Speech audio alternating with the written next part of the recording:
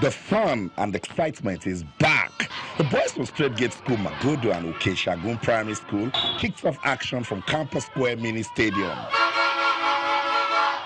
Playing like a real captain, dribbling and dribbling. And this could be goal number 1 in the making.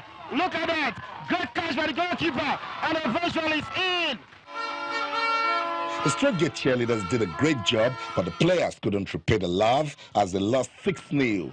The amazing Ajewole Damilare scored 5. Kick-off moment here, any moment from now. In the second match, the talented Ikotun brothers, Afiz and Taiwo, led Abino Omololu Primary School to a 3-0 win against Community Primary School from Ikorodu. He steps up and it's a goal. Ball kicked in and the referee says play on. And here comes chance now. Goal number 3 has been manufactured. We've seen goal number 3, a very clinical finish. Last year's finalist, Explanter Primary School, showed class once again as they defeated St. Jude's Private School 5-0. Giving themselves very good account of themselves. An opportunity now for them and the free game to go.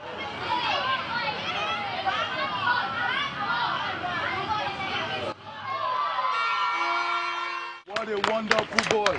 Let's go to Sherry Mini Stadium. The opening match was between Greenhaven Montessori School and OK Fakor. And they keep this out, a good cross, a good goal, and that's it. It's the 10th edition of the Channels Kids Cup, and wait, OK Fakor with another chance, and it's goal number 3. We've not seen any changes yet, and finally Greenhaven, and they finally get on the score sheets. The next match was between St. Paul's Catholic School and Gem Private School. The boys from Apapa made winning look so easy. Chance to shoot, don't find his man, it's brilliant save, but it's found its way to the back of the net. And Uba has to come to the aid of his team, but it's still with St. Paul's. In and around the box, it goes for goal. That's a brilliant strike By that man from Army Children's School. The boys from Army Children's School and Akoka Primary School played a beautiful game of football to wrap up day 1 action. To attack again, they have a chance to create an opening.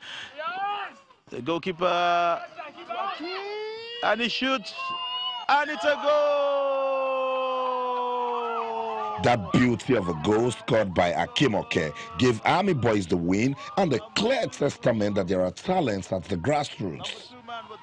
Austin Okonakpan, Channels Television News. Yeah, pictures there and goals and so much more. We have a guest in the house, Ayo Onobulu. He's here. When you mentioned basketball, he comes to mind. But then he's going to be talking all sports today. Thank you very much, Sisi. How you doing? Yeah. Nice to be with you guys again. Okay, we'll start with the Kids Cup, of course. You saw pictures, from Isheri and also from the Minin campus square. Those kids are playing wonderful football. And, when you see them, they're just so young and excused and everything. Young, naive, happy.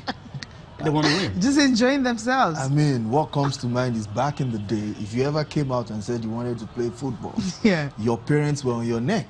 They will tell you, you don't have a future, you're not thinking straight, you're supposed to be a doctor or an engineer or a lawyer. I think those were the 3 major professions back in the day. But right now, parents are pushing their kids. You know what? If you don't play football, I wonder what you want to be in your life. I mean, look at these guys. Look at how much they're making, And so I like the fact that, Channels Television has thought it very brilliant, thought it very necessary to guide these kids on the path they should follow. It's always not going to be about academics.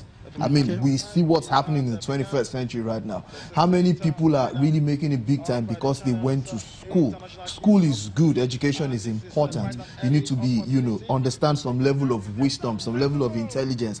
But then when you do can have what a fusion of school and also sport. But when you now begin to do stuff with your hands and your legs, something you would not necessarily need to be pushed to do, then trust me, that's the beginning of the road to fulfillment. And I think what we are seeing right now is such a phenomenal achievement, and I think it should not be made to stop. It should be encouraged all day long, and more schools should also take this as an opportunity to, put the kids in the right. You don't know what these kids can become in the near future. Look at this. I mean, the cheerleaders from straight gates, you know, they had to follow the package. You know, what package? Just the dressing and everything. So it's all about the guys. If you cannot play, you can actually come and cheer the team to victory. I'm heartbroken. I'm not going to see this team again because, I mean, they are out. But then this is awesome. This is really something, you know, wonderful. This shows attention to details. They went through a lot of things to ensure that preparations and all that. The school came well prepared.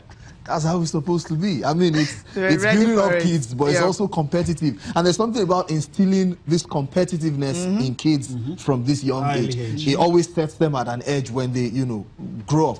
It's very important, to be honest. Yeah, very, very important. Okay, from there now, let's move straight to where? The NBA, right?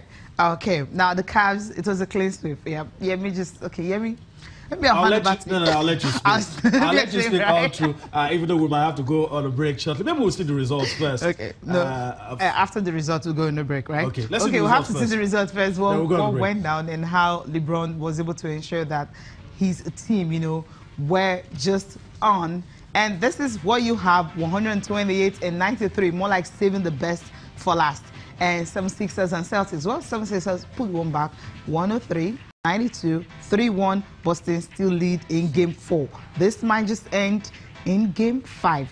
You want game 6, right? I'm not sure you're going to get that. I want 7. You want 7? Yes. Okay, you're thinking 76ers can win the next 2-3 games. That's the most exciting series in the playoffs so far. So it has to Boston 76ers, because they are so close. Forget the fact that Celtics are leading 3-1. If you've seen the games, you realize both teams are so... You're not deceived by the scoreline. I'm not deceived by the scoreline. The fact remains that these teams are so close, and it's just the little details that have separated the Celtics from the 76ers so far. How many teams have come back from none? 130 teams have been, you know, have trailed 3-0 after the first 3 games, and all 130 teams have lost and have not been able to, you know, come back from behind. And yet you trust... I'm not saying that the 76ers will win. A few teams have forced the game 7, but they've not been able to go all the way. But I'm saying the series is just so exciting. It's not going to end in 5. I don't want it to end in 5. I want it to go to 6. It's so fun. I mean, it's like a reconstruction of the 80s playoffs where it was all physical.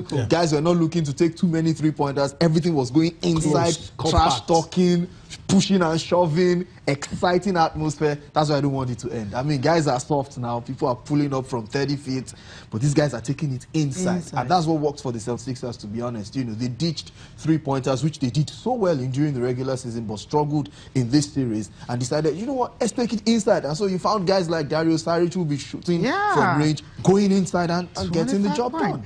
You know what, we need to pause you then. We'll go for a break. When we'll come back, we'll continue with this discussion.